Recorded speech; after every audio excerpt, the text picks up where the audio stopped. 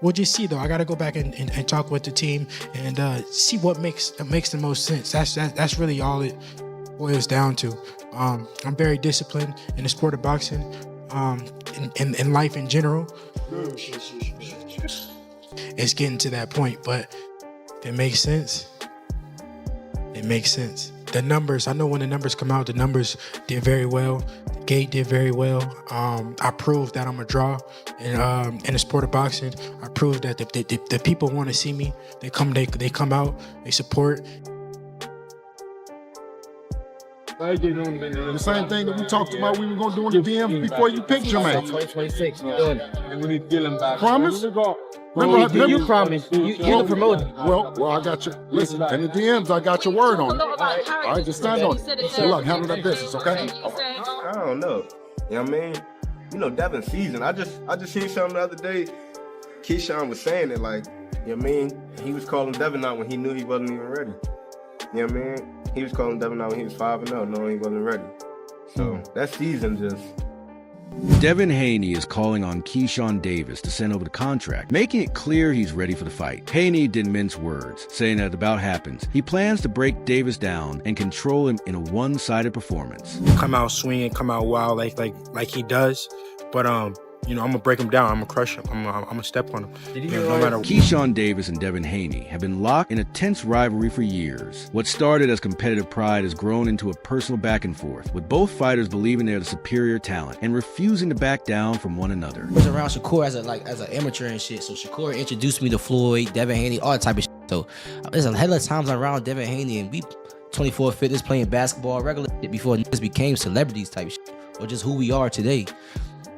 And it just never showed. You can never even look me in my eyes. You can never show me respect. Like, it never. Shakur always like, yo, this nigga Keyshawn, this, that, third. He be like, for real? That nigga still a kid. And like, he just never gave me my respect. He sons you. You know what I'm saying? So it's like, big nigga, you know goddamn well. Now I'm here, nigga. And everything Shakur been saying, nigga, I lived up to it and then some. Fuck you talking about? And he still, like, his father used to, it's crazy because my beginning of my professional career, his father used to be like, oh, shit, the businessman. What's up with you? Like, that me up. Keyshawn Davis has said that facing an opponent who he believed was using steroids changed how he viewed the sport and his own career path. He also took shots at Devin Haney's father, saying the experience exposed weakness and shifted how he approaches high-level competition. The guy with steroids, and it changed his whole career. It changed how he talked. It changed everything. So us seeing Devin Haney doing all of this with a person that had 0.1 estrogen, and we all seen that Ryan Garcia was still in there getting tired. And it's like, bro, I'm sorry, there's no other word to put this. You're a bitch. Excuse my language. That's how I feel. You're soft. You don't know how to take your L's.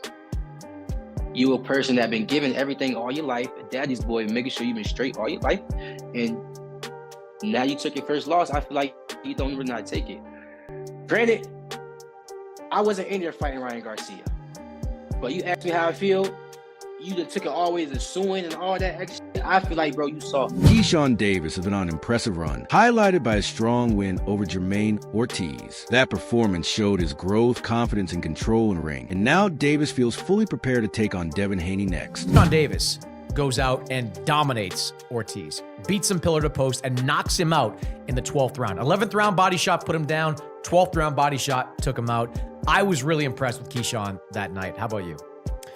Yeah, no, I was impressed because Ortiz was a handful. And I think that's the best I've seen Ortiz fight. We know that he's a championship spoiler, right? If you're not careful with guys like Ortiz, they can win quiet rounds. And next thing you know, you're in trouble in the later part of the rounds.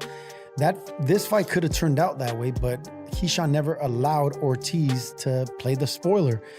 And he closed the show. If Keyshawn wouldn't have got that knockout in the end, then I probably would have picked apart that performance a little bit and been like, you know what, man, Keyshawn wasn't at his absolute best. He could have done this. He put it in another gear. It was a big moment, a big stage, but he closed the show.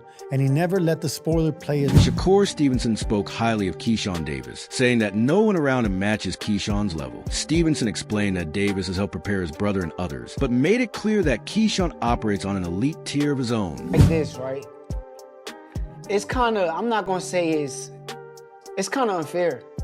What you mean? It's unfair for these fighters to the point where that's really my brother, and we could really help each other and prepare for these fights. So when he going out there, right? Tommy Smalls offers thoughts on the rising tension between Devin Haney and Keyshawn Davis, explaining that timing and readiness are everything in boxing. He remembered how Keyshawn was calling Devin out very early in his career, even when he was only 5-0, and suggested that Davis may not have been fully ready at that point. To Smalls, that moment showed how important experience and seasoning are before taking on certain challenges. At the same time, he pointed out that Devin and Keyshawn have been around the sport for a similar length of time, which makes a potential matchup even more interesting. Smalls believes it would be a strong fight that fans would truly enjoy. He also questioned whether weight could play a role, mentioning that he once thought Devin would face Shakur Stevenson first. No matter the order, Smalls sees this matchup as unavoidable and exciting. 7 for me, so it is what it is. You know what I mean? I gotta see everybody above me.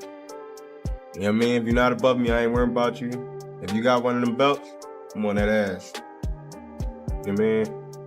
Do you like to hear that? Like hearing more guys at 140 or the big name dudes jump into your division? Yeah, big name. I thought you was about to say just, I don't want just anybody just moving up to 47. Ain't gonna do nothing but get crowded, but the bigger names ain't doing nothing but making more opportunity. You know, they gonna be, everybody scanning each other. And them coming up, they gonna have to be looking for somebody that's above them. You know what I mean? Show it what it is. I'm ready to get it on. In your opinion, who wins that fight if it were to occur? Out of who? Devin and Keyshawn. I don't know, man. I don't know. Keyshawn was saying it like, you know what I mean? He was calling Devin out when he knew he wasn't even ready. You know what I mean? He was calling Devin out when he was 5-0, knowing he wasn't ready. So that season it play a part. You know what I mean? But they both been in the game about the same time, man. It's gonna be a good fight. It's gonna be a good fight for sure. Do you think the weight is gonna play a role? I honestly thought Devin and Shakur would end up fighting first.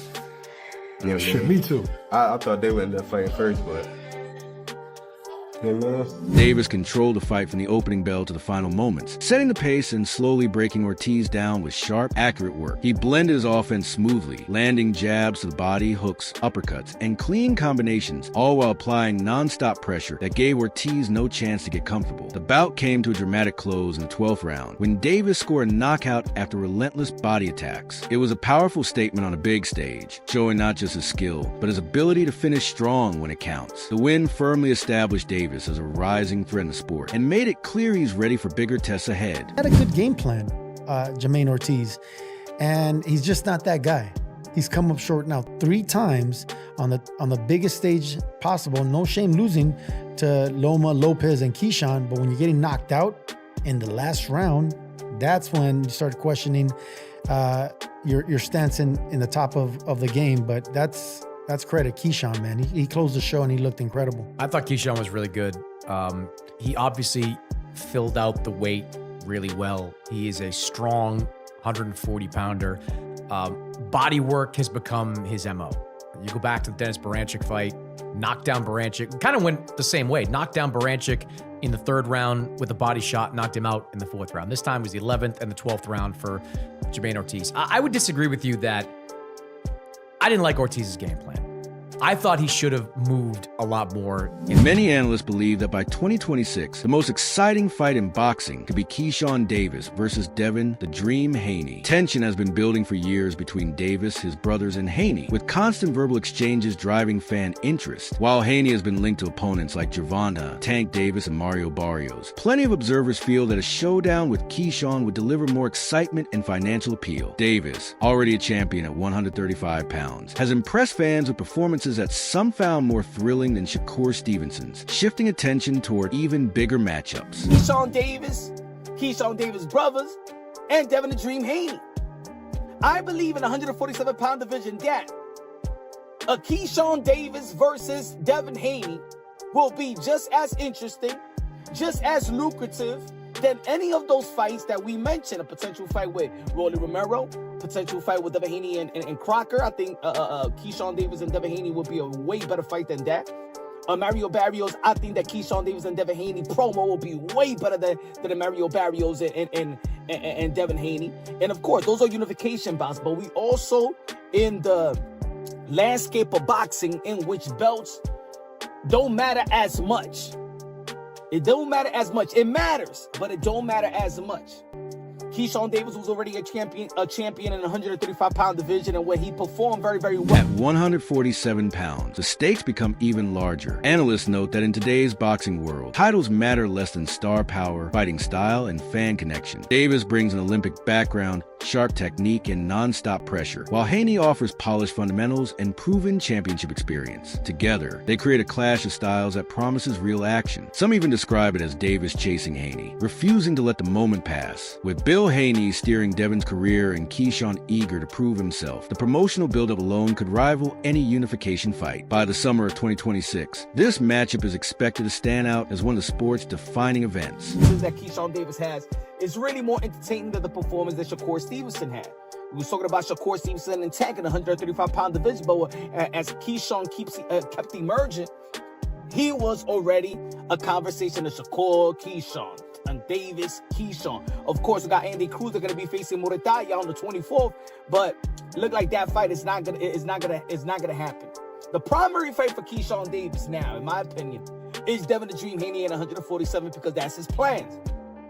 The primary fight for a Devin Haney, in all actuality, should be now a Keyshawn Davis. If Keyshawn Davis is willing to fight you and they call in and Devin Haney and Bill Haney, shout out to Bill Haney, he's done a wonderful job as a manager, is saying that they Debo, well, Keyshawn Davis is Craig and Keyshawn Davis is running towards Debo.